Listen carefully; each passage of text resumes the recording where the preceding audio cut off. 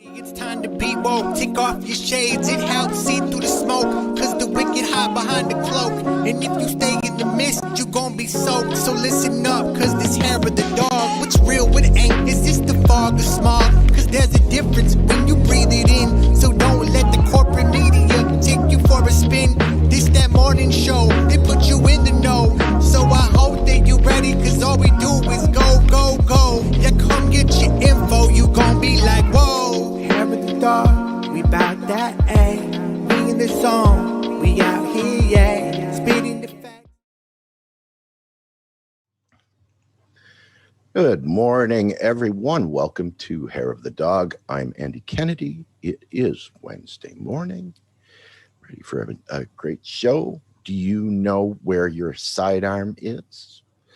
We will be talking about pistols and rifles and shotguns and assault rifles and grenade launchers and anti-tank missiles and nuclear. Well, okay, we're not going to talk about that stuff. We're just going to talk about guns today. But we've had some serious discussions lately about from the Biden administration about a new bill that's come forward that's talking about doing background checks on selling of any of all weapons, regardless of their classification, that kind of thing. And our discussion today is that going to do anything? Is that going to make any difference?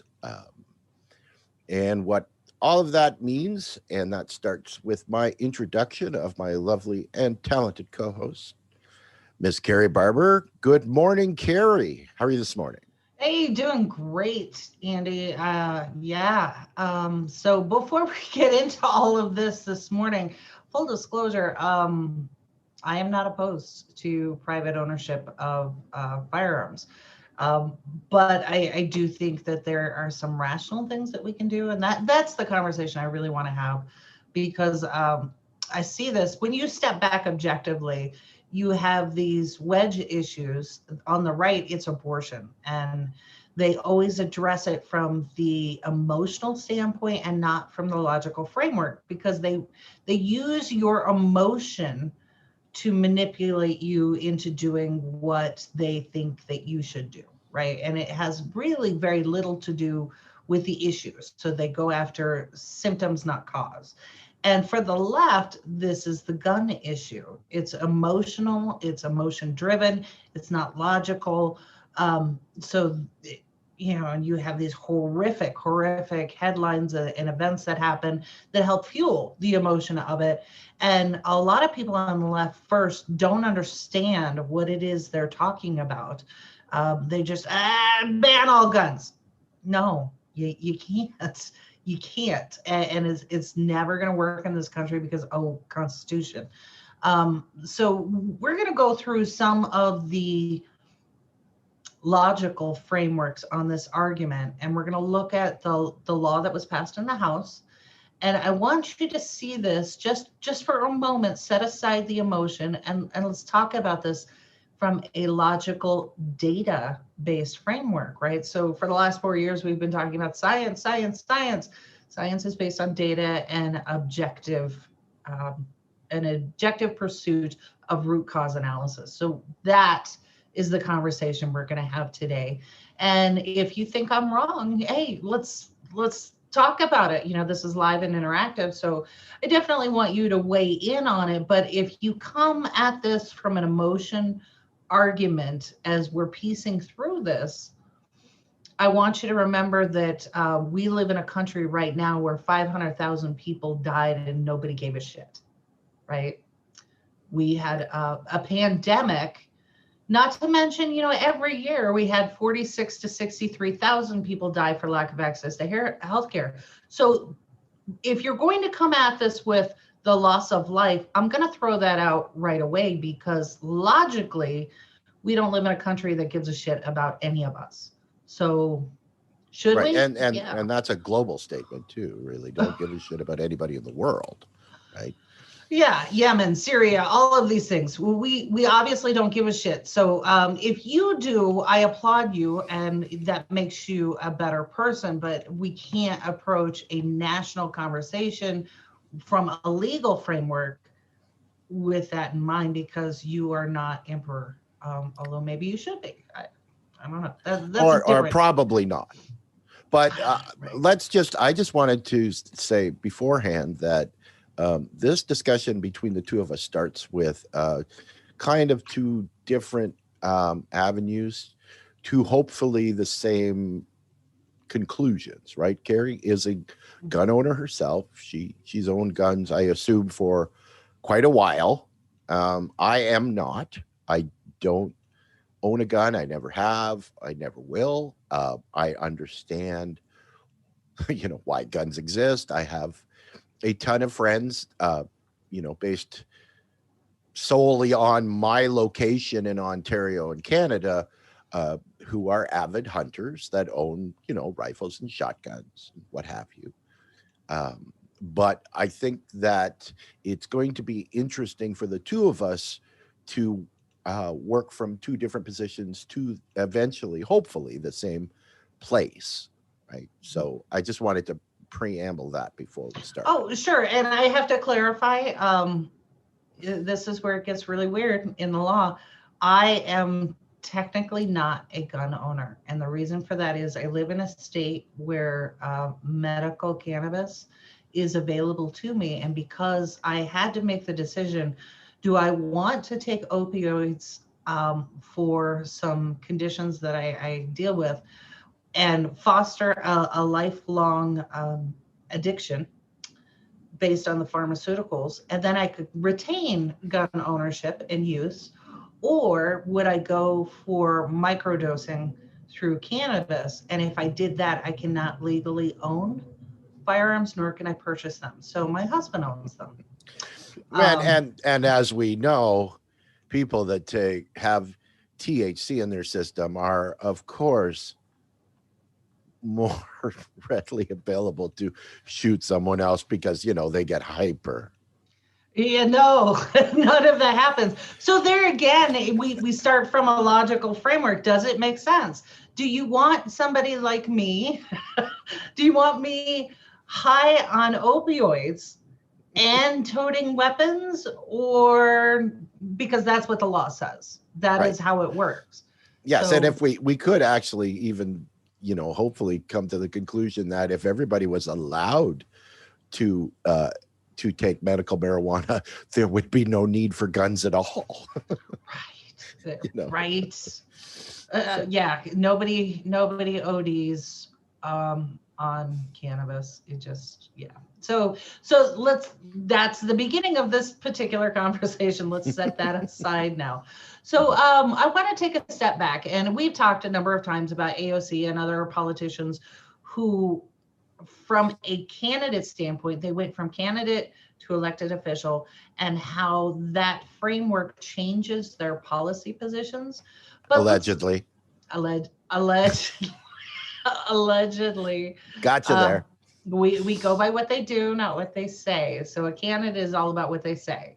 So let's take a look first at candidate Biden and his gun policy. This is on his candidate website, which is still up, and I've got the link to it on this particular graphic. So you can go out and look at what candidate Biden said. And when now I just pulled the highlights out of it. He had excuse me, paragraphs upon paragraphs, and a lot of it sounds really good. It sounds good, right? As somebody who is not opposed to private gun ownership, some of this I'm like, okay. Well, the first one is absolute bullshit. Hold gun manufacturers accountable. Accountable for what? Are we talking about like the advertising that they're not allowed to do, like tobacco? So I don't understand what we're holding them accountable for, unless you're just going to ban manufacturing in this country altogether, which you could. You could Well, do they that. might just mean to accounting, right? So make sure that their books are in order. Maybe that's true. I don't know, but that was first on his list. So for me personally, I reject that one outright. Hold But them it sounds accountable for good. one. It sounds great. It Right. sounds great. It's a great intro point. Exactly. Okay. This next one, and this is the big one. And this is for you on the left who are opposed to gun ownership. The second point, you're really going to be all over this. And this is the point that I think I'm not saying you're wrong, but I'm thinking that you are missing the point. And this one, when we say ban the manufacture and sale of assault weapons and high capacity magazines, if you take that sentence and that whole idea and you're like, yeah, let's run with it, this is where they're going to trip you up, because you do not understand the vernacular. You don't understand what you're looking at, and you don't understand the implications of moving forward with this. Because what's going to happen is if you move forward with this, it will never pass because it's worded incorrectly, and the whole idea of what this is not reality. And I have some examples that I want you to see. So if you are, my best advice is, if you are somebody who is very much opposed to Second Amendment and you're very much opposed to private gun ownership and all of these sort of things, you need to start at a good, reliable gun club or shooting range and sit through one of their safety courses where they will answer questions and answer all of these things. So for example, high capacity magazines. Makes sense. You don't want somebody walking around with a 30-round magazine. First of all, they're a bitch to pack. I have tried, and you end up, it hurts. It hurts. So I have trouble with a 15-round. 30-round, I couldn't imagine. I'm not doing it. I'm just not. But here's the thing. The person who is opposed to these types of weapons watches too much TV. And what they think happens is you go through that magazine and then you just pop another one in there. But what they don't realize is if you have 5 rounds in a magazine and you click this button, you can do it in a matter of seconds. Click the button, pop in another 5. So I want you to understand, I'm not saying you're wrong, but I want you to understand exactly what it is you're asking for. If you get rid of the high capacity magazines, then somebody who is potentially trying to commit a mass murder through this weapon could have multiple magazines on them, and it just takes a matter of seconds. Drop the magazine, pop the new one in. Then, of course, we get into the whole argument of fog of war and how that actually works. But my best advice, and we did this with congressional candidates, progressive candidates, who were very much opposed to certain types of weapons and were in favor of these bans. We took them first to a reliable shooting range so that they could see, okay, when you say X, Y, and Z, here's what you mean. Is that really what you meant? And then each one of the candidates was like, oh, wait, no, I had no idea. But if I word it this way, and then the instructor would be like, yeah, that would work. So you gotta take the time to go to the experts and understand it. And this is why everyone always brings up the NRA, which is a complete bullshit organization. But nobody goes to the Socialist Gun Club, who are also in favor of ending mass shootings. No one goes there and says, hey, what should we be working on? No one consults with them. Why? Why? And to me, it is identical to the abortion thing, because they're really not trying to solve this issue. What they're trying to do is spin you in knots and get you all worked up and upset. And, you know, there are certain organizations out there that are just happy to take your money and exist on your emotional outrage. So there's my rant on that one. And then regulate possession of existing assault weapons under the National Firearms Act. Okay, fine. What does that mean? Does that include my revolver? Does that include, what does that mean? We need better definitions on that. Buy back the assault weapons and high capacity magazines already in our communities. Okay, it worked in Australia, but Australia did actually, if you don't sell your stuff back to us, there are consequences. So what do we mean by that? And this next one it still makes me laugh. Reduce stockpiling of weapons by limiting purchases to 1 per month. 1 per month. First off, has anyone checked the price of any of, I mean, even a silly little revolver, they're not cheap. And then when you start to look at these big AR style rifles, you're $1,500 at least. So, okay, 1 per month, that's 12. So I can own 12 in a year. What are we doing? What does that really mean? That, I don't know.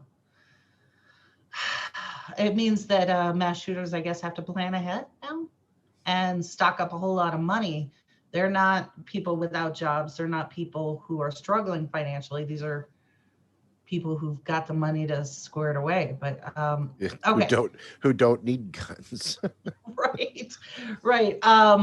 So the background checks for all gun sales, and this is one that every gun owner, and I mean that when I say every gun owner, they're all like, yeah, let's have that conversation. Let's talk about it. Because a lawful gun owner supports that. We all had to go through it.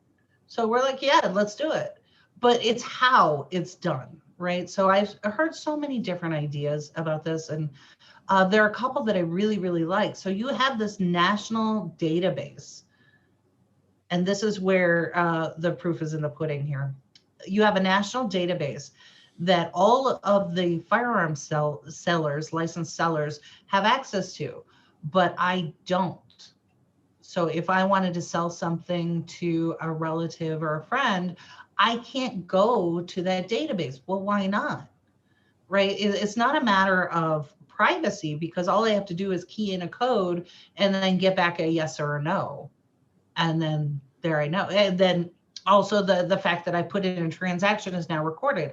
So all of that makes sense. Here's the problem. You had somebody like Dylan Ralph who went in and shot up a church, who was supposed to be on that list. He wasn't on that list because law enforcement chose not to add him on it, right? So there is probably where you want to look for your correction on background checks. So how did Dylan Rolfe get on it? But as I talked about before, Brenda Bryant, a 62-year-old great grandma, is on it. Maybe we need to look at law enforcement for some of these things. And then in other states where you have somebody who gets hit on that database, who is already a gun owner, a lot of states, and by a lot, I mean a lot, the majority of states, the law says that law enforcement may go and confiscate those weapons or go and consult with that gun owner. Why isn't that word changed to shall?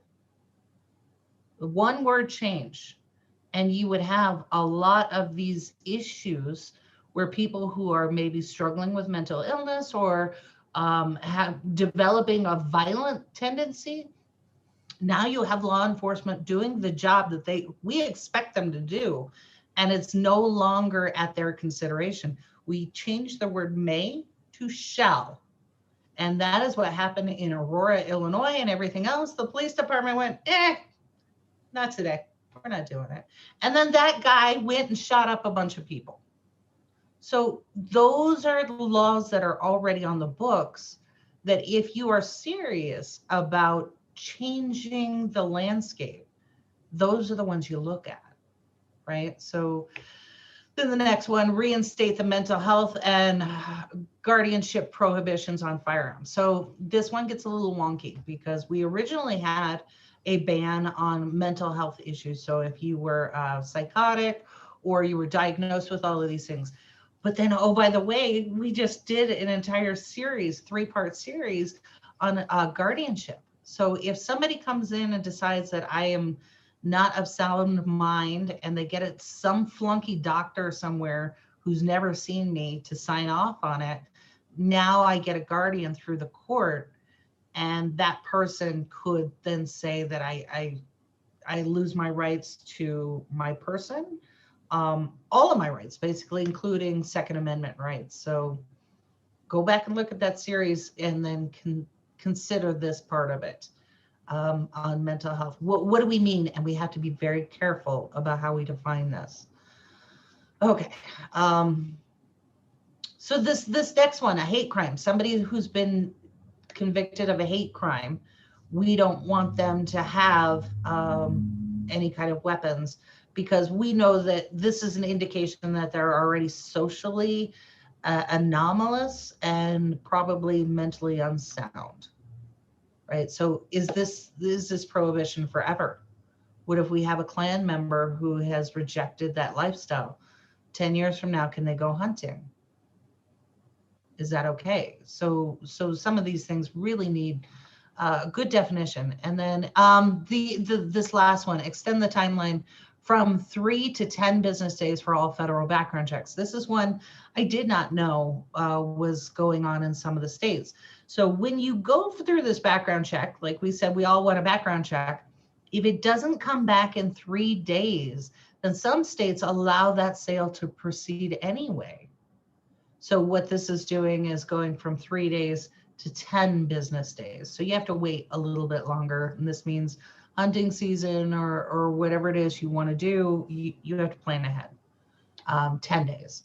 So some of these sound reasonable. Some of them really, what do we mean by this? And this was, again, candidate Biden. So take that with a grain of salt. When you're a candidate, you can say any damn thing you want. What is reasonable? What can you actually do? So this is where we start to get into the rhetoric around gun ownership. But all right, so Andy, first let me say hi to Amber. Amber's joining us from Washington State. Good morning, Amber. And anyone else who wants to join in this conversation, please do. And I do want to give a shout out to Mike, who provided a lot of the data that came from the FBI database. And we discussed it last night and parsed over certain aspects of it. And I think it was a good conversation because, like I said, let's do data. So Andy, next graphic, please. And okay. I forgot already the order. Which one are we on? It's the pie chart. Pie chart. Okay, so this goes into the data, and again, the sources are provided for you. So at the top of the narrative, we see, again, let's take the emotion out of it, the horror out of it. We see the rhetoric around mass shootings, that they are getting so much worse. And what they are also saying is that these are getting worse post the ban on assault weapons. Is that true? And this is where critical thinking comes into play. Is what I believe true, or am I stuck on the emotion of it? And so this is where we pull the FBI data. And if you look at this, this is from 1996 to 2019. These are all homicide deaths, all homicide deaths. So one of the things that we want to point out here is handgun deaths. And in the handgun deaths, this includes robbery. If I, as a homeowner, shoot an intruder, all of those things are in there. So this is criminal activity, as well as, a kid or somebody gets a weapon in the home. All of that is in the handgun. So but it doesn't include things like a good old boy attaching a jet engine to his pickup truck.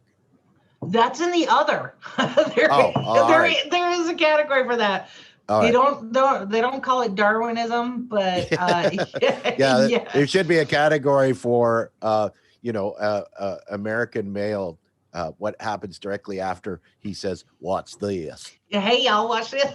Well, it is so funny because the joke in my house, and I'm gonna make light of this, even though it's a serious subject, is I was pulling up the data and I'm like, poison, those are rookie numbers. What's going on with poison? Because in my house, we always have this joke where occasionally, I'm cooking dinner and he'll be eating and I'll just be watching him intently going, do you feel it yet?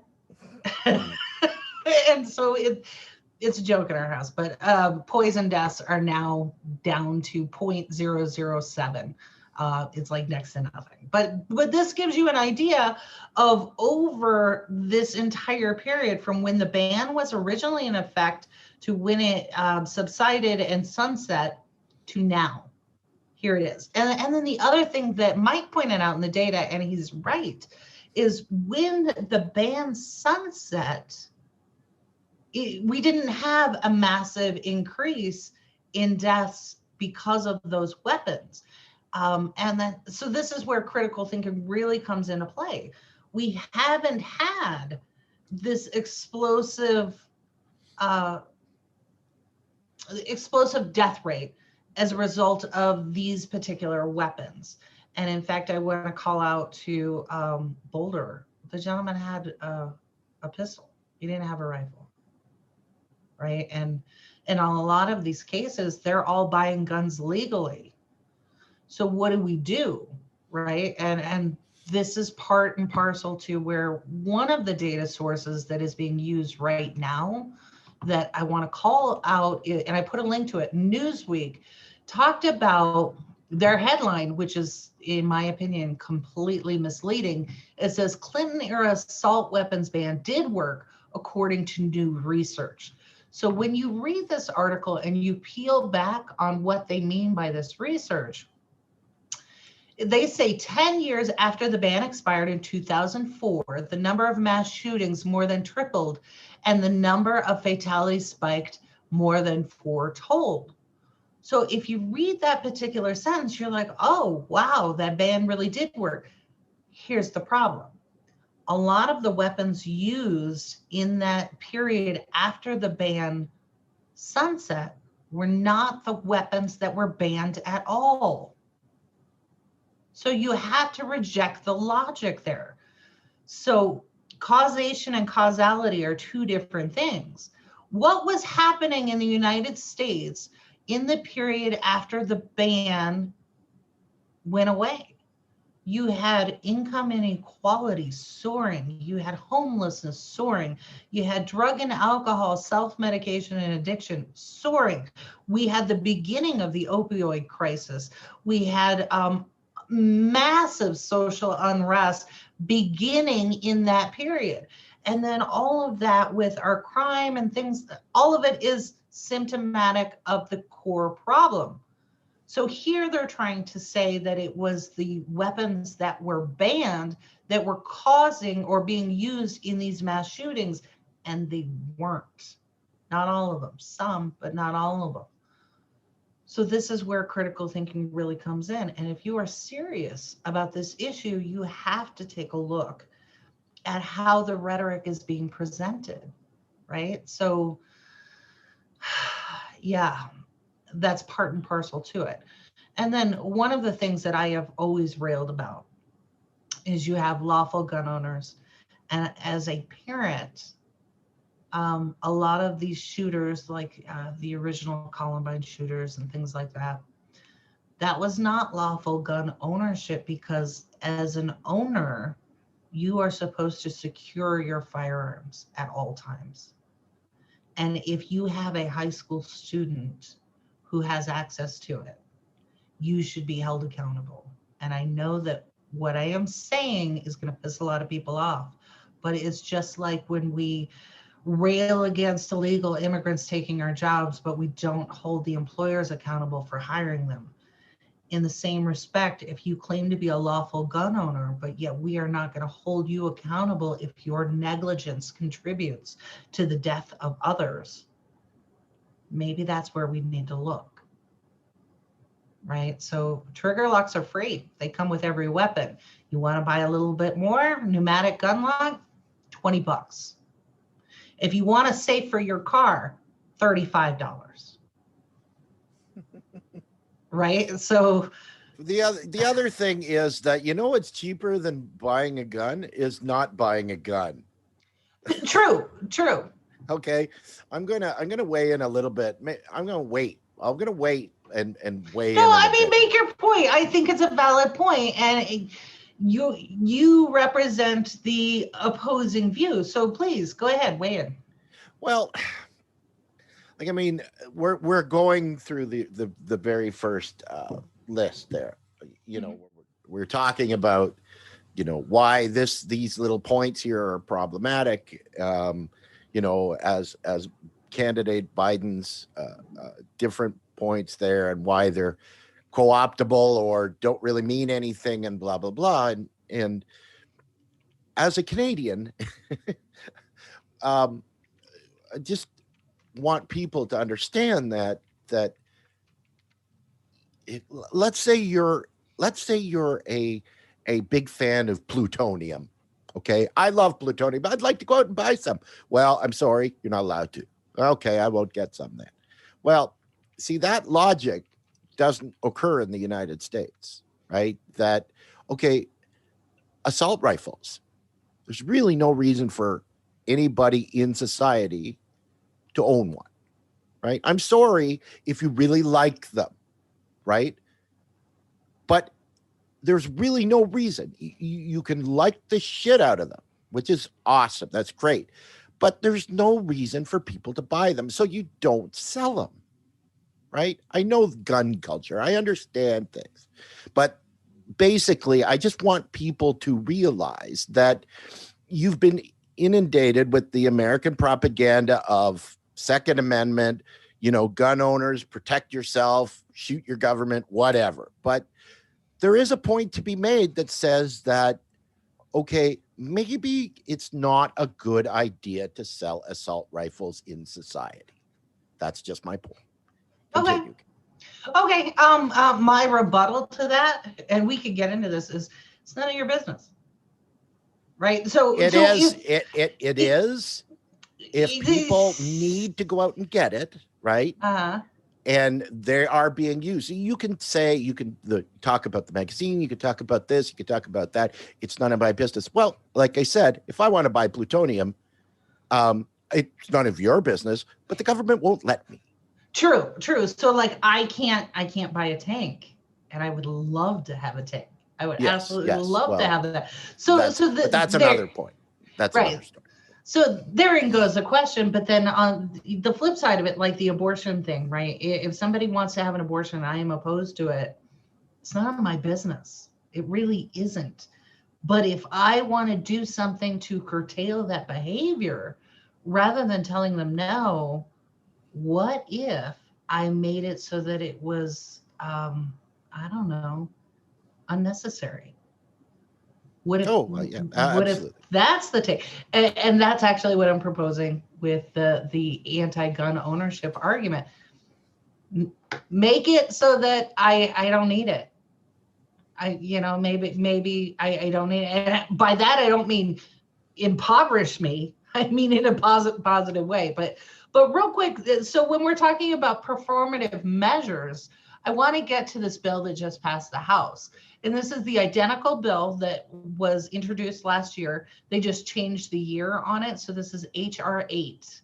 And if you could put up that graphic. And here are some major problems that I have with this bill. And I think even if you are opposed to gun ownership, have you read this thing? Because I don't think you'd agree with these things either. And so then the question becomes, what kind of performative bullshit is this? Right? Is this who is touting this as a success? And this is HR 8, Bipartisan Background Checks Act of 2021. It's the exact same one that came out in 2019 and before. And so here's the problem from a political standpoint. This is such a shitty bill, and it does some really crappy things. You cannot expect to put this out and have it pass through Republicans, right? They need Republicans to sign on to get this bill. And they know that it is a shitty bill, and there will be Republicans who vote no on it. So they get to say, well, we put out the shitty bill and it didn't pass, blame it on the Republicans. It's the exact same situation we had in the discussion on Monday about Joe Manchin.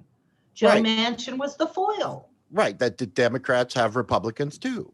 Yes, and this is, if you don't think that this is a bipartisan effort, then you're not paying attention. So here's the bill. This is the one where I was like, oh my God, right? So in this paragraph, right, what this does is if I, as a gun owner, want to sell something to someone else that is not my spouse, I now have to surrender my firearm to a licensed gun dealership. This is a store, a private business, and they have to do the background check. So I am not permitted to get access to the system in any way, shape, or form, even through QR codes or whatever we would put in place to ensure private information is not shared. They didn't go that route. What they said is, I now have to go to a private for-profit company, surrender my firearm, get them to do the background check. And if you don't think there's a fee involved in that, you're not paying attention. And then they have to do the background check and then pass that on to someone else. So I am no longer considered an adult to make that decision and to comply with the law. You have removed my autonomy and agency as a citizen by requiring that I now have to interact with a for-profit company. That's kind of a problem, but let's go through that. This has so many loopholes in it, you could drive a semi through it. And I highlighted some of those loopholes here. So the first one is that doesn't apply to anyone who is in law enforcement. So Andy, statistically, since we're talking about data and science, which profession has the highest rates of spousal abuse and aggression towards others? There's one profession that is off the charts. Beekeepers. Yeah, it's not beekeepers. It's police officers. Police officers. Yeah. Okay. Yeah, and we have that famous case of the one guy, I think he was Wisconsin or Illinois, who killed 3 of his wives and still maintained his job as a police officer. Way to go, Blue Lives. So this carve out here is for any law enforcement officer, and then a private security professional or member of the armed forces. Didn't we just have somebody, I don't know, was it Fort Hood, who shot up a bunch of people in a mass shooting? Oh yeah. Oh, that's right. Yeah, I forgot about that. Yeah, so then we have militia members, and oh, by the way, that big FBI report about the white supremacists who have infiltrated law enforcement and the military, but it's okay for them. There's your semi, right? So this makes no logical sense whatsoever. And then this other one that down here where transfer a loan is a bona fide gift between spouses. So like I could do it with my husband, but I can't do it with my father-in-law. And then, oh, by the way, between parents and their children, how many of the mass shooters were children that got it from a family member? Does this make any sense? So I present this here from a logical framework to say, okay, let's look at the mass shootings that we have had. How many of them would not be touched by this at all? And rather than going through all of this performative bullshit, once again, why aren't we talking to the Socialist Gun Club? Why aren't we talking to reliable sources who do want reform, who want it done in the right way? And oh, by the way, we want the laws on the books already to be enforced. So I had a friend who was a prosecutor for Chicago, and we would talk quite often about the straw sales and the number of illegal firearms that were on the streets, and they were handing them out, and it was just flooding the streets of Chicago, just like the crack cocaine epidemic. They were doing this shit on purpose, and it was Chuck's gun sales just across the border in Indiana that was doing it. You knew exactly where it came from. She said 90% of the work that I do is prosecuting gun sales that came from Chuck's. I have begged for permission for the state to go after Chuck's, but I can't. All I have to do is focus on these one-off sales and deals. And she's like, I am overwhelmed because I keep trying to do good, but for everyone that I prosecute, there are 10 more who pop up. So this is an opportunity we have to hold people accountable using the actual laws that are already on the books, but we aren't. And this, I think, is a sentiment that would be echoed by everyone.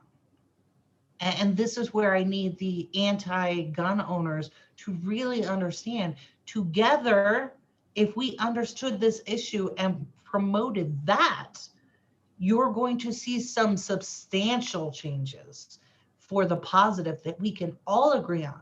But you don't, because you're so wrapped up in emotion and just knee-jerk reaction. This is why we can't have nice things.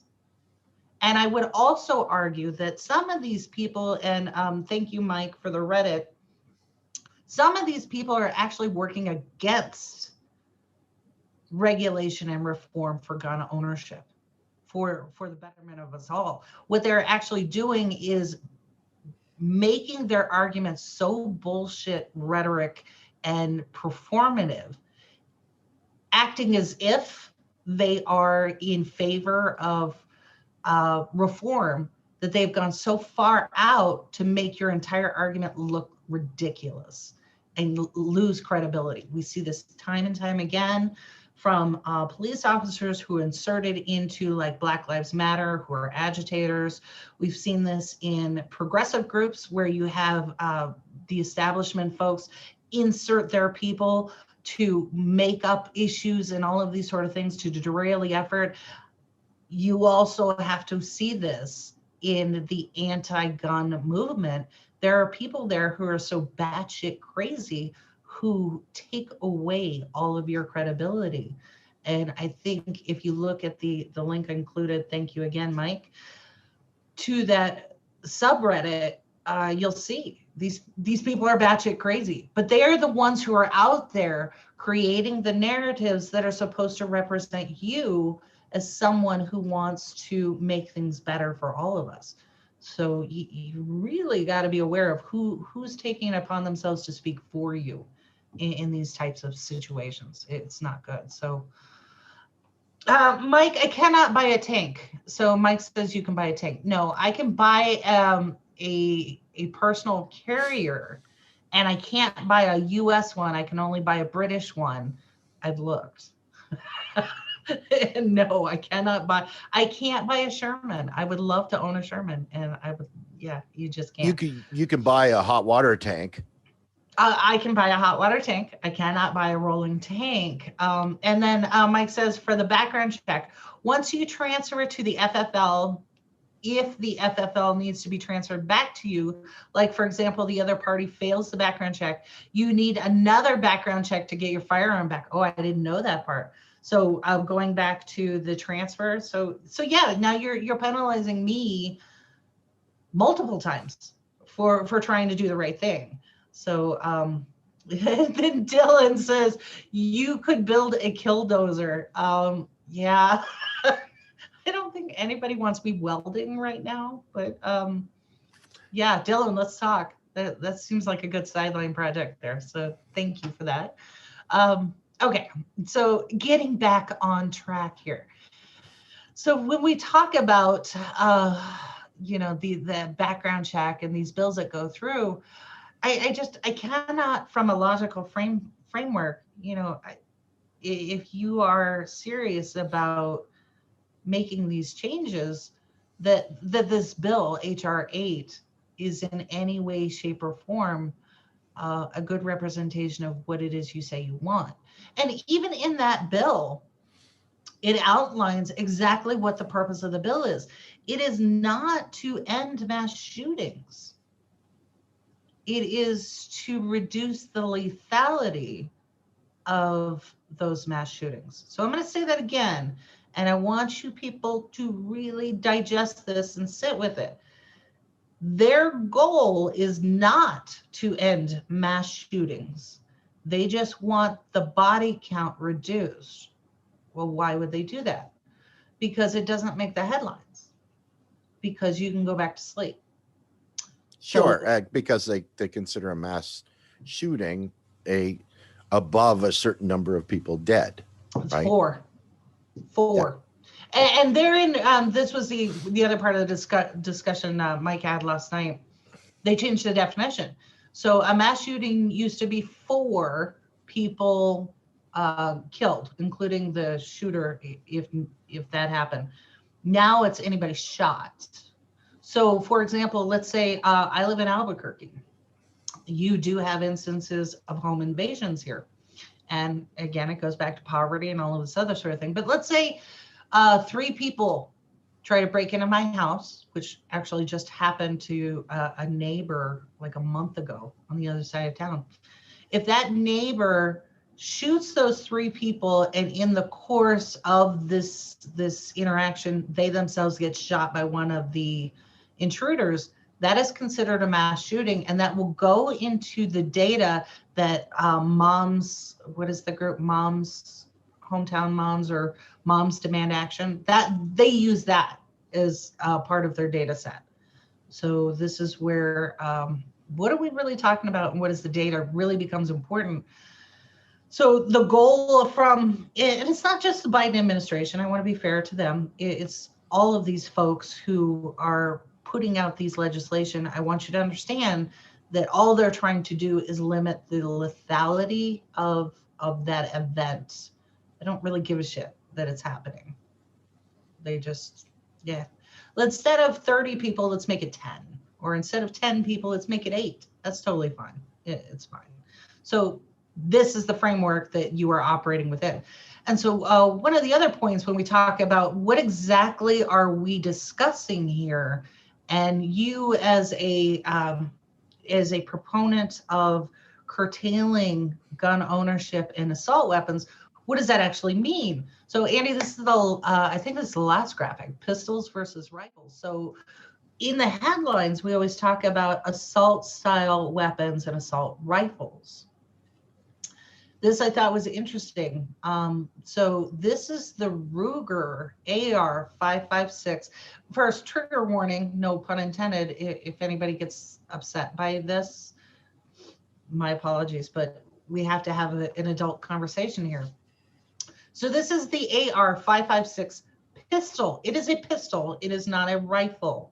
This is one of the weapons that the shooter in Boulder had with him. This was the weapon that he had recently purchased. He purchased it illegally. He passed a background check. So, Andy, you and I talked before we went live.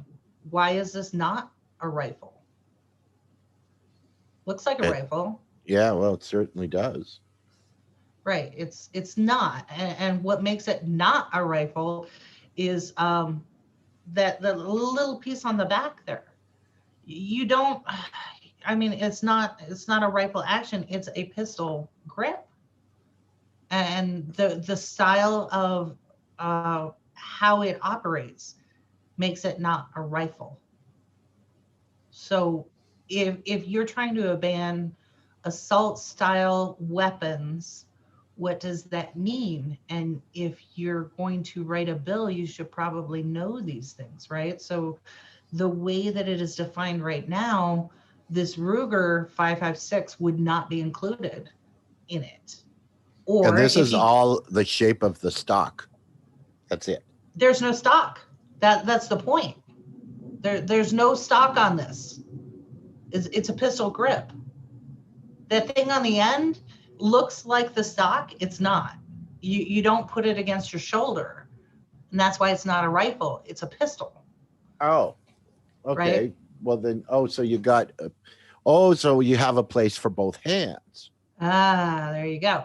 So now okay. I've personally never fired one of these, so I don't know. But so then on the other side of the coin, I've seen proposed legislation that would take a revolver and make it illegal. Because like when you load a revolver, Western movies, spaghetti Westerns, and you get the 6 little holes there and you put the bullets in, they have a speed loader where, at home, I'm putting that together, a speed loader. So when I'm at the range, I just take that speed loader and load it right in.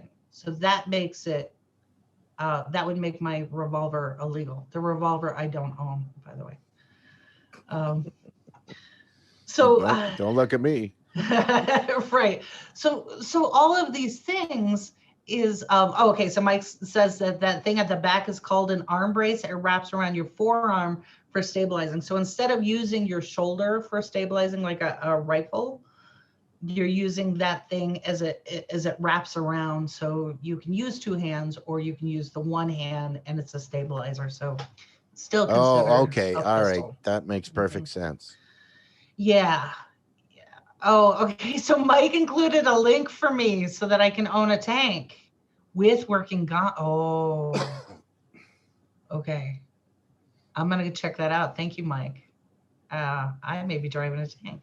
That's awesome.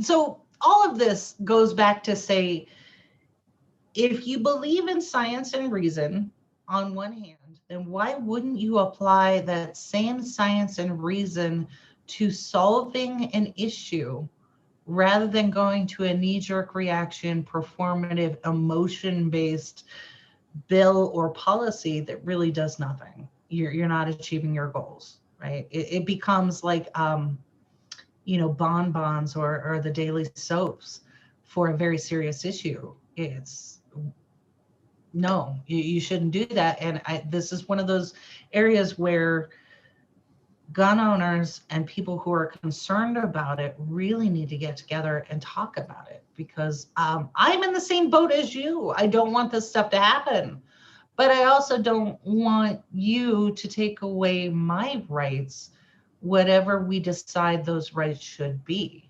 Like, there are some things I can't own. I can't own a pintle mounted machine gun as much as my husband would like to. So where does it end, right? So Why? traffic. He thinks it would help with traffic, and I've tried to explain to him that no, it would actually make your commute harder. Yes. And if he drove a normal speed, it wouldn't be an issue. I just spilled my coffee because that's an argument we have daily. So, all right, Andy. So to me, this entire argument, again, going by the performative argument with abortion, it all comes down to economics still, because as we have seen throughout history and in our present situation, abortion rates go down when people have livable wages, access to healthcare, and a bright future ahead of them, right? Exactly. Uh, That's yeah. I think that's a given, and I think that we're going to make this bridge now. But go ahead, Carrie. Well, yeah, I think it's the exact same thing. So when we're talking about the mass shooters, it's easy to sweep it under the rug and say, well, mental health. But wait a second, is there some argument there? For example, we closed down all our mental health facilities. We put a for-profit insurance company in charge of it. It limits it. So I had a friend whose brother was presented a threat to himself and to others. Also had loaded weapons on him, was threatening himself and others. This person, he actually had the fortitude to call the police on himself and say, hey, I need help. And the police came and got him and took him to the drunk tank for 24 hours, but could not take him in for observation because he didn't have insurance. So this is someone, right? This is somebody who is in mental crisis, right? And I have seen other situations where a person did have insurance, but it wasn't great insurance. So they were there for the 72 hours, maybe got transferred to another bed, were there for a week, and then you're done because the insurance company said you're done. Well, and right? let's be honest that, American politicians don't care about anybody. Why would they care more about people with mental illness? Right. So therein again, you go back to the economics of the situation, not necessarily the firearms themselves, right? And then all of this division that is being used for political manipulation. Like, I brought up Dylan Rolfe. He was told that his situation in life was at jeopardy because of these Black people over here. And then other people are told, well, your situation's in jeopardy because of these immigrants over here. And in fact, with the Boulder shooting, you see people on the right who have put out this false narrative that he was an illegal immigrant who came from Mexico. No, he wasn't. He was a legal immigrant. His family owned businesses. They were all job creators. This guy had a good background and a solid background. So what happened? What happened to him? Right? To make this the only option that he had available to him. We put all of these excuses in place that are meant to manipulate people into our way of thinking that may not be sound or actually solve the problem, right? So if you're on the right saying that guy was an illegal immigrant and he got his guns illegally, that fits your narrative, but none of that is true. He bought his stuff legally and he was a job creator. Dylan was just this kid who was radicalized. He was told by everyone else that your economic situation is because that guy over there is stealing your cookies. Right? So let's look at those arguments before. And I think, Andy, you opened the show with this disclaimer about you being opposed to gun ownership. No. Let's be okay, clear. So you say it. You say it. What I'm saying is I am not opposed to gun ownership, but personally, I don't own guns. I don't think it's necessary to own guns. But let's talk about the differences, because as a Canadian, there are some stark differences between our two societies, right? If you look at things, I am a 55-year-old white male. I have never in my life ever seen someone carrying a handgun that wasn't a police officer. Right. Okay. Right. It's we could think in terms of gun culture or Second Amendment or whatever. Why is that the case? Right. I'm from Central Ontario. This is a very rural area. There are tons of people that I grew up with in all the different times of my life that were avid hunters, right? That owned a litany of different 12 gauges, shotguns, and whatever, right? That they went out with hunting with. So I'm not against guns per se, but the question is, why do these things happen in the United States, and conceivably they aren't happening at least at the same rate in other countries, including Canada? Well, let's look at some differences, right? Let's look at the fact that the United States has probably the worst healthcare system in the entire world, and Canada has pretty much free healthcare, right? So there's an entire population that doesn't have to deal with medical debt, right? There's the minimum wage pretty much across the board in the U.S. is $7.25 an hour. Unless you're a server, then it's like $2 or $3 an hour. Right. In Canada, is specifically in Ontario, which is the most populous province in the country of Canada, our minimum wage is $14 an hour, right? So why is that something that we need to look at when we talk about guns, and why it's a pervasive thing in the United States, but it doesn't seem to be in other places? Well, if you're a more just society that has more socialist style, or whatever you want to call them, situations in place that take care of your people better, right? That are able to avoid most of your population from having to be homeless or starving in poverty or whatever, then you're taking away the need for people to go out and having to have guns in the first place, right? How many Americans create crimes, that commit crimes because they have to survive, right? In a society that has abandoned them decades ago, right? Like, let's get to the real reasons why gun culture is a thing in the United States, why people feel they need guns in their home to protect themselves against who? other people in their society. Right. Why? Because there's a huge wealth gap in the United States where there is a small group of people that seem to have everything and a larger group of people that have nothing, right?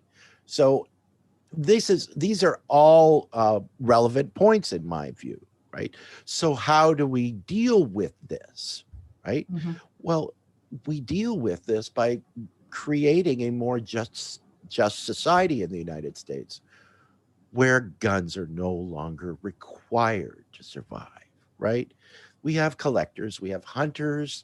You know, if you're an avid gun collector because you like guns, that's fine, but it's not because you think you're buying something to protect yourself, right? Right. Because you don't need to, because people are being taken care of.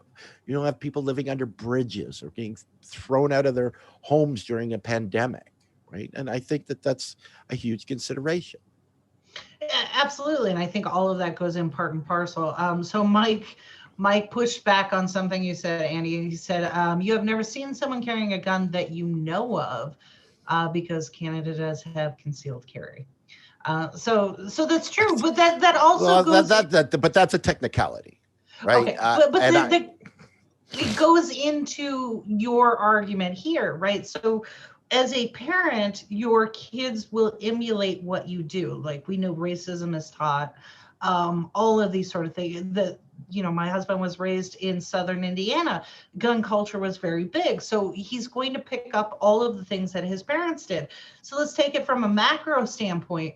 When you have your government telling you that your life doesn't matter over and over again, that your neighbor's life doesn't matter over and over again during a pandemic, shut the fuck up and take this 1400 and go away, die quietly. When you have them going over and catering to the donor class, including the for-profit insurance companies, while you are dying, all of that at some level does sink in. And this is why in the United States, we have this culture of the bootstrap is a polite way of saying you don't matter.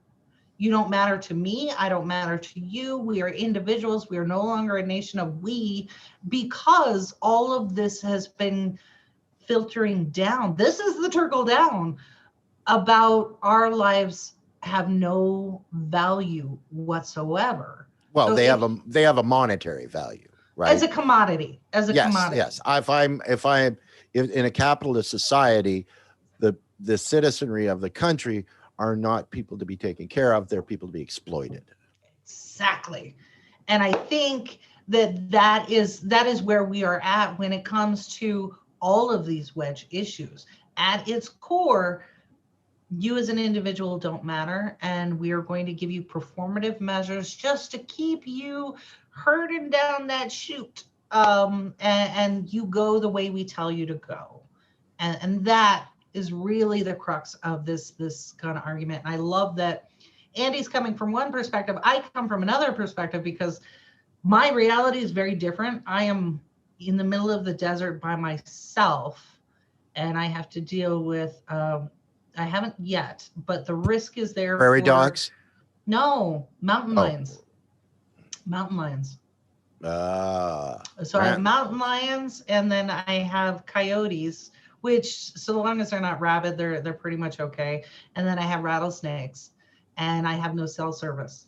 So yeah, so I will be armed while I'm there. But then that last piece that you touched on, the last reason that I will be armed while I'm by myself is because there is a very high element of poverty here, and things go missing. It's petty theft, right? And you know, if somebody decides, hey, I'm going to steal your stuff, I am more inclined to let them. I would hand somebody my car keys. Here you go. Have a nice day.